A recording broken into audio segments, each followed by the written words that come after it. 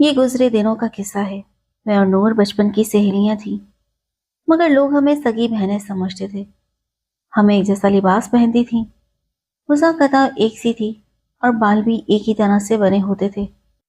اس کا گھر ہمارے پڑوس میں تھا۔ نور کے والد اچھے عہدے پر فائز تھے۔ اس کا گھر کیا تھا، گویا جنت کا ایک ٹکڑا تھا۔ اس کی ماں کو میں خالہ کہتی تھی، مگر بچپن میں انہیں امی کہا کرتی تھی۔ اسی طرح نور میری ماں کو امی بلاتی تھی۔ وقت کے ساتھ ساتھ ہمیں شعور آتا گیا، تاہم ہماری جوڑی کوئی توڑ نہ سکا۔ اسکول سے کالج تک یہی سلسلہ چلتا رہا، اور لڑکیاں ہمیں بہنیں ہی سمجھتی تھی۔ جب ہم نے کالج میں داخلہ لیا تو سب کچھ نیا نیا لگ رہا تھا۔ کالج کا ماحول اسکول سے بہت مختلف تھا۔ آہستہ آہستہ ہمیں نئے ماحول کی عادت ہو گئی۔ اکثر اوقات ہم کالج سے فارغ ہو کر اکٹھے بازار چلے جاتے، کیونکہ ہمارے والدین نے ہمیں اجازت دے رکھی تھی۔ اس کا یہ مطلب ہرگز نہیں تھا کہ ہم اس آزادی کا ناجائز فائدہ اٹھاتے ہوئے اپنے والدین کی عزت کو بٹا لگائیں، مگر ہونے والی بات ہو کر رہتی ہے۔ ہوا یوں کہ جب ہم کالج سے چھٹی کے بعد امی کے لیے کوئی چیز لینے جاتے تو نور تمام بازار چھوڑ کر صرف ایک ہی دکان پر رک جاتی اور مطلوبہ شے طلب کرتی۔ اگر وہ چیز اس دکان پر موجود نہ ہوتی تو وہ کسی اور دکان یا اسٹور پر جانے کے بجائے دکاندار سے اصرار کرتی کہ وہ کسی دوسری دکان سے منگوا کر دے۔ وہ بیچارہ فوری طور پر اس کے حکم کی تعمیل میں دوڑا جاتا۔ نور کی یہ عادت میرے لیے پریشان کن تھی۔ میں اس سے کہتی، اتنا بڑا بازار ہے، آخر اور بھی تو دکانیں ہیں، تم ایک ہی جگہ کیوں اڑ جاتی ہو؟ لیکن وہ میری بات انسونی کر دیتی۔ اب میں نے بھی محسوس کرنا شروع کر دیا تھا کہ میری سہیلی اس نوجوان دکاندار میں دلچسپی لے رہی ہے۔ میں یہ سب محسوس تو کرتی، مگر اسے کچھ کہہ نہیں پاتی تھی۔ ایک دن تو نور نے حد ہی کر دی۔ وہ مجھے بتائے بغیر دوسرے پیریڈ میں غائب ہو گئی۔ میں نے سارا کالج چھان مارا، مگر اس کا کچھ پتہ نہ چلا، یہاں تک کہ چھٹی کا وقت ہو گیا۔ میں گیٹ پر پریشان کھڑی تھی کہ وہ نظر آئی۔ میں نے پوچھا، تم کدھر گئی تھی؟ مگر وہ کوئی تسلی بخش جواب نہ دے سکی۔ تب مجھے محسوس ہوا جیسے وہ مجھ سے کچھ چھپا رہی ہے۔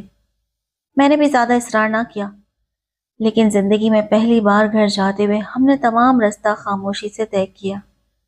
وہ اپنے گھر چلی گئی اور میں اپنے، مگر مجھے چین نہ آیا۔ میں ساری رات اس کے یوں غائب ہونے کے بارے میں سوچتی رہی، لیکن کسی نتیجے پر نہ پہنچ سکی۔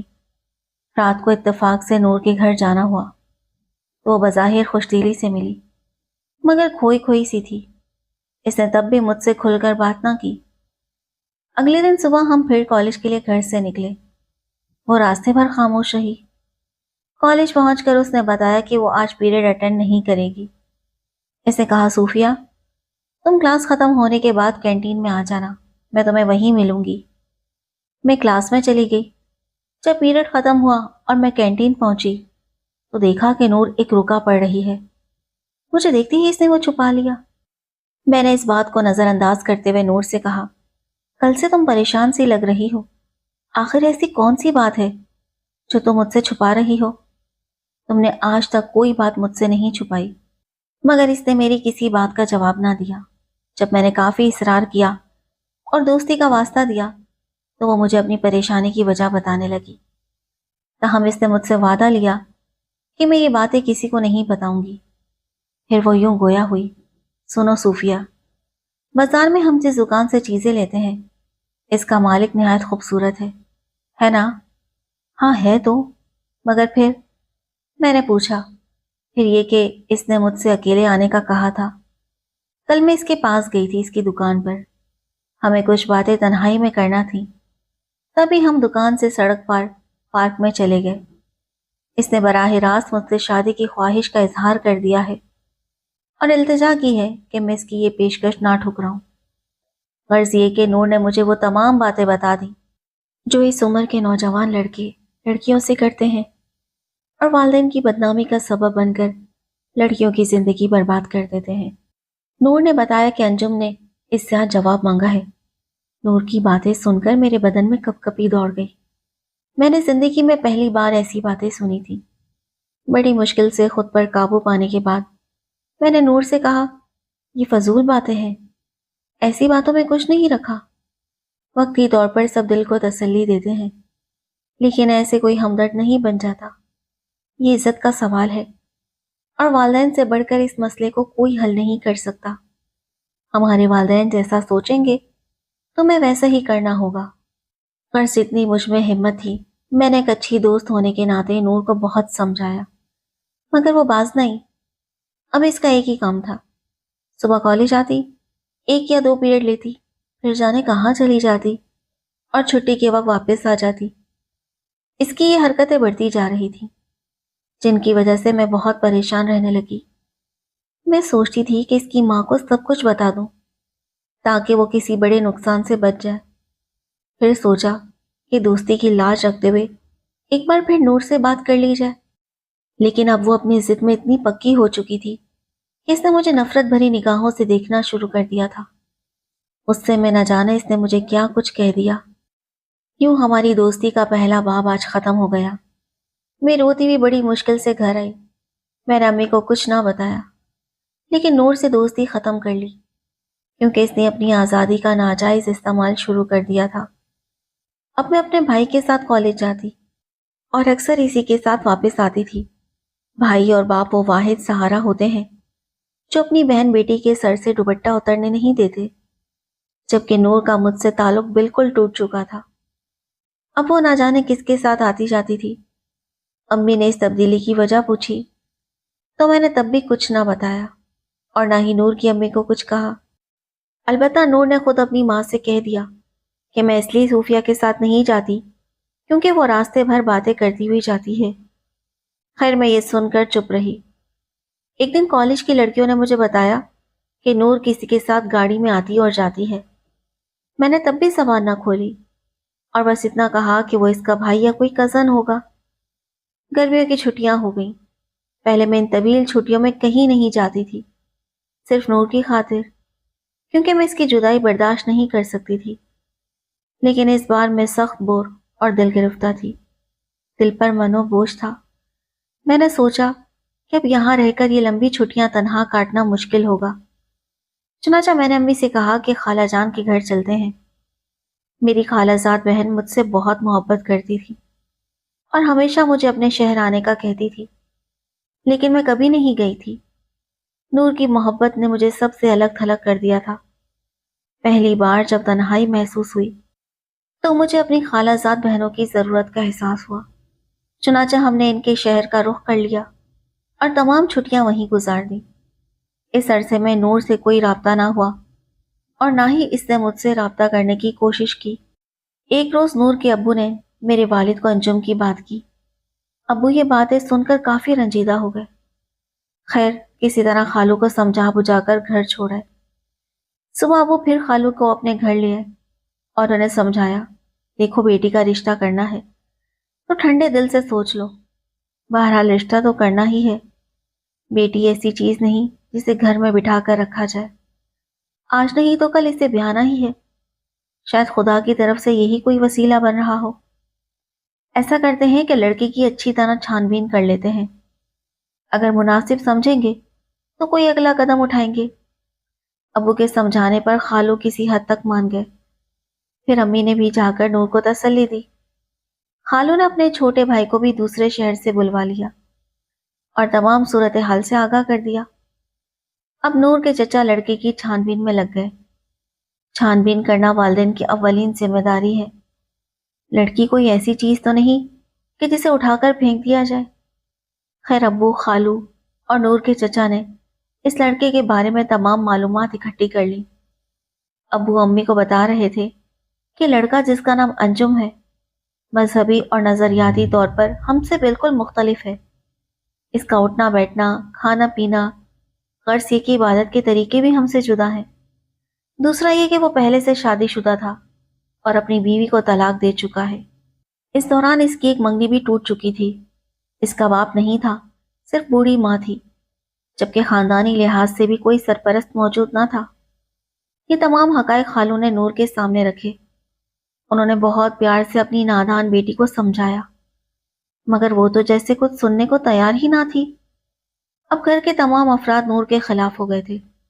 وہ اپنی ضد پر قائم تھی اور گھر والے اپنی بات پر اڑے ہوئے تھے۔ خالوں کو البتہ کوئی ضد نہ تھی، ان کے لیے تو بیٹی کی زندگی کا مسئلہ تھا، مگر وہ لڑکی تو جیسے پاگل ہو رہی تھی۔ اس کی دیوانگی بڑھتی گئی، یہاں تک اس نے گھر کا سکون تباہ کر ڈالا۔ نور کی امی اتنی پریشان تھی کہ میں ان کی کیفیت لفظوں میں بیان نہیں کر سکتی۔ وہ بیٹی کی سرکشی سے دل برداشتہ ہو کر صدمے سے بیمار پڑ گئی۔ نور کے بھائی کی تعلیم ادھوری رہ گئی، وہ بے حد حساس تھا، اس لیے ہر وقت خلاؤں میں گھورتا رہتا اور نہ جانے کیا کچھ سوچتا رہتا تھا۔ خالوں کی حالت تو دیکھی نہ جاتی تھی، روزانہ ان کے گھر سے لڑائی جھگڑے کی آوازیں آتی۔ امی نے بھی اسے بہت سمجھایا، مگر اس نے امی سے بھی بدتمیزی شروع کر دی۔ وہ محبت میں بالکل اندھی ہو چکی تھی۔ ہر بات کی ایک حد ہوتی ہے، انسان جب خود گڑھے میں گرنے پر تلا ہو تو خیر خواہ بھی ایک دن پیچھے ہٹ جاتے ہیں۔ نور کی تباہی کا وقت آ چکا تھا۔ کافی سوچ بچار کے بعد اس کے والد اور چچا نے نور کے آگے ہتھیار ڈال دیے۔ نور نے خود انجم سے اصرار کیا کہ وہ اپنی امی کو رشتہ لے کر بھیجے۔ یوں ایک دن خاموشی سے نور کی انجم سے شادی کی تاریخ مقرر ہو گئی۔ اس واقعے کے بعد سب پر سکتہ طاری ہو گیا، لڑائی جھگڑے بند ہو گئے اور بظاہر سکون ہو گیا۔ نور کی تو ہر وقت بانچیں کھلی رہتی تھی اور خوشی خوشی اپنی شادی کی تیاریوں میں مگن تھی۔ ایک دن وہ میرے پاس آئی اور مجھ سے بازار چلنے کو کہا، لیکن میں نے ہمیشہ کے لیے نور سے دوستی کا ہاتھ پیچھے کھینچ لیا تھا، لہٰذا میں نے صاف کہہ دیا، میرے امتحان ہو رہے ہیں، میرے پاس وقت نہیں ہے۔ نور کی شادی نہایت سادگی سے ہوئی، کیونکہ اس کے والدین کی بیماری پر کافی پیسہ خرچ ہو چکا تھا، اور یہ سب نور کی حرکتوں کا نتیجہ تھا۔ شادی کے محض 2 ماہ بعد نور کی ساس نہ جانے کیسے لاپتہ ہو گئی، یا پھر انہیں جان بوجھ کر غائب کر دیا گیا۔ انہیں کافی تلاش کیا گیا، مگر یہ سب ایک سوچے سمجھے منصوبے کے تحت ہوا تھا، تاکہ نور پر الزام آ جائے۔ پھر وہی ہوا۔ شوہر نے اس پر الزام لگایا، تم میری ماں کی گمشدگی کی ذمہ دار ہو، تمہاری بدسلوکی سے گھبرا کر وہ کہیں چلی گئی ہیں، لہٰذا تم بھی اپنے والدین کے گھر دفع ہو جاؤ۔ انجم نے اسے طلاق کا کاغذ تھما کر رخصت کر دیا اور وہ اپنے والدین کی دہلیز پر آ گری۔ اس کے شوہر نے جہیز کا تمام سامان بھی ہڑپ کر لیا اور ایک سوئی تک واپس نہ کی۔ اس دن کی رودات میں بیان نہیں کر سکتی کہ نور کی کیا حالت تھی۔ میرے پاس وہ الفاظ نہیں ہے کہ میں اس کے تعصف اور افسردگی کو رقم کر سکوں۔ وہ غم سے چور اور صدمے سے نڈھال تھی۔